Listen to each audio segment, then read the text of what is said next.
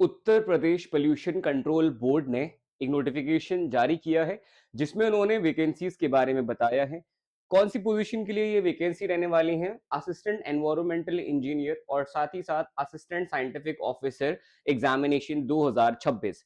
आइए इस नोटिफिकेशन को एक बार डिस्कस करते हैं और समझने की कोशिश करते हैं। Last date, first date, final list में कितनी वैकेंसीज निकली हैं, क्या क्वालिफिकेशन चाहिए एजुकेशनल अगर हम बात करें, और साथ ही साथ सैलरी वगैरह की बातें भी, और एग्जाम का पैटर्न या सिलेबस भी मेंशन है या नहीं, वो एक बार हम इस डिटेल नोटिफिकेशन में देखेंगे।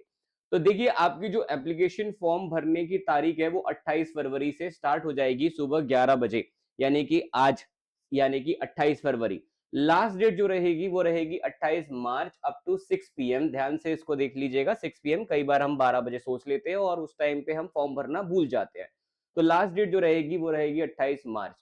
अब इसमें सर देखिए क्या है, हमारे पास रिक्रूटमेंट है 26 temporary post of assistant environmental engineer. पे मैट्रिक्स रहेगा लेवल 10 का, माने सैलरी ठीक है, इसमें बढ़िया वाली सैलरी है sir. Designation assistant environmental engineer की टोटल पोस्ट है 26 और असिस्टेंट साइंटिफिक ऑफिसर की टोटल पोस्ट है 14। अनरिजर्व्ड है 11, बाकी सारी रिजर्व कैटेगरीज आप चेक कर सकते हो यहाँ पे। फॉर्म भरने के लिए जनरल यहाँ पे गाइडेंस दी गई है जिसमें आपको ऑनलाइन जाकर के इस फॉर्म को भरना है एंड ऑनलाइन सबमिशन होगा इस एप्लीकेशन का, ऑफलाइन इसमें कोई प्रोसेस नहीं रहेगा। आगे बात करेंगे, candidate required to produce copy of application form and self attested copy of educational qualification proof, या अगर आप किसी कैटेगरी में आते हैं तो वो सारे डॉक्यूमेंट्स आपको लेकर के जाने होंगे। अब यहाँ पे हम बात करेंगे एप्लीकेशन फीस की। अनरिजर्व कैटेगरी के लिए 2000 रुपए की फीस है और बाकी कैटेगरीज की फीस आप जहां पे चेक कर सकते हैं। OBC 2000, SC ST 1000, person with disability के लिए कोई भी फीस यहाँ पर नहीं है इस एग्जाम के अंदर। आगे डिस्कशन करेंगे सर, तो एजुकेशन क्वालिफिकेशन की जो बात होगी, for the post of assistant environmental engineer यहाँ पे बैचलर्स डिग्री चाहिए होगा इन केमिकल इंजीनियरिंग या केमिकल टेक, सिविल में, एनवायरमेंटल इंजीनियरिंग में किसी भी यूनिवर्सिटी से जो कि ऑब्वियसली मान्यता प्राप्त हो जिसको सरकार से।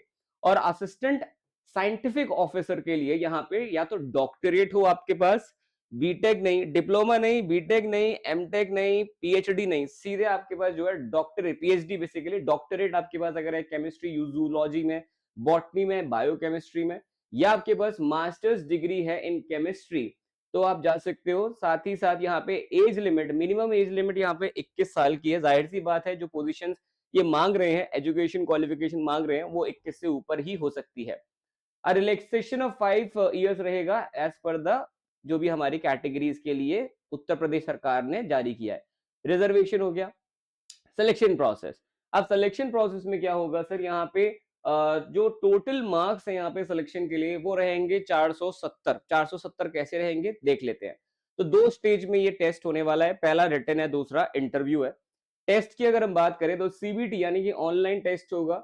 यहाँ पे एनवायरमेंटल इंजीनियरिंग के सवाल आएंगे 70, ठीक है। 70 क्वेश्चन यहाँ पे वो रहेंगे कौन से, एनवायरमेंट से रिलेटेड। और बाकी जनरल एप्टीट्यूड के 30 क्वेश्चन, माने 100 क्वेश्चन होंगे। हर एक सवाल को सही करने पे 4 नंबर दिए जाएंगे, यानी कि 70 सही करोगे तो 280, 30 सही करोगे तो 120, कुल यहाँ पे 400 नंबर का आपका पेपर बन जाता है। और ड्यूरेशन रहेगी 2 घंटे, माने 120 मिनट। अगर मैं बात करूं post of assistant scientific officer की, यहाँ पे भी सेम कहानी है, कुछ भी अलग नहीं है। एनवायरमेंटल साइंस, टेक है, नॉन टेक है, दोनों रहेगा। हर क्वेश्चन के लिए 4 नंबर मिलेगा और हर मार्क्स पे यहाँ पे 1 मार्क्स विल बी डिडक्टेड। अच्छा, नेगेटिव मार्किंग 1/4 की है, तो इन्होंने 1 नंबर जो है इसमें से ये काट भी लेंगे। अगर आपने अटेम्प्ट नहीं किया है तो 0 मार्क्स कटेंगे या 0 मार्क्स मिलेंगे, दोनों एक ही बात हो जाती है। दूसरे स्टेज जो है वो 70 नंबर का यहाँ पे इंटरव्यू होने वाला है, इसीलिए 470 मार्क्स टोटल यहाँ पे सिलेक्शन प्रोसेस में हमें चाहिए था। Selection based on the marks obtained by applicant out of 470, यानी कि पहली जो स्टेज है वो सिर्फ क्वालिफाइंग नहीं है, उसके नंबर जोड़े जाएंगे और आखिरी में हमारा जो रिजल्ट आएगा वो 470 में से आएगा। इसके अलावा sir all candidate belonging to reserve categories candidate belonging, ये बाकी सारी बेसिक जानकारी जो यहाँ पे दी गई है, जनरल इंफॉर्मेशन है ये सारी।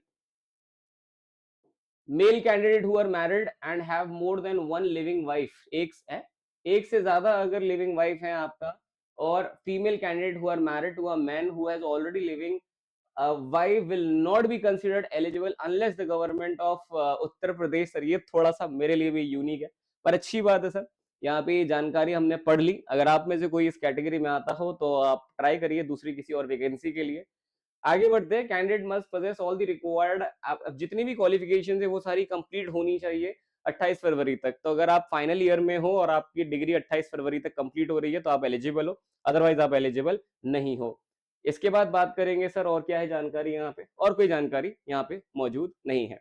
तो ये था पूरा एक डिटेल में विस्तार से यहाँ पे हमने बात करी है। सिलेबस स्पेसिफिकली नहीं बताया गया है और जो हमारा क्वेश्चन का पैटर्न है वो बता दिया है। एनवायरमेंटल इंजीनियरिंग के 70 सवाल आने वाले हैं और नॉन टेक के 30 सवाल आने वाले हैं and that is it I think, right. Level 10 पे मैट्रिक्स रहने वाला है, सो दैट इज इट। सो इसी को आप जो है, इससे रिलेटेड कोई भी आपका और क्वेश्चन हो तो कमेंट बॉक्स में आप मुझसे पूछ सकते हो, मैं अवेलेबल रहूंगा कमेंट बॉक्स में। अगली नोटिफिकेशन में फिर मिलूंगा मैं आपसे, तब तक के लिए थैंक यू।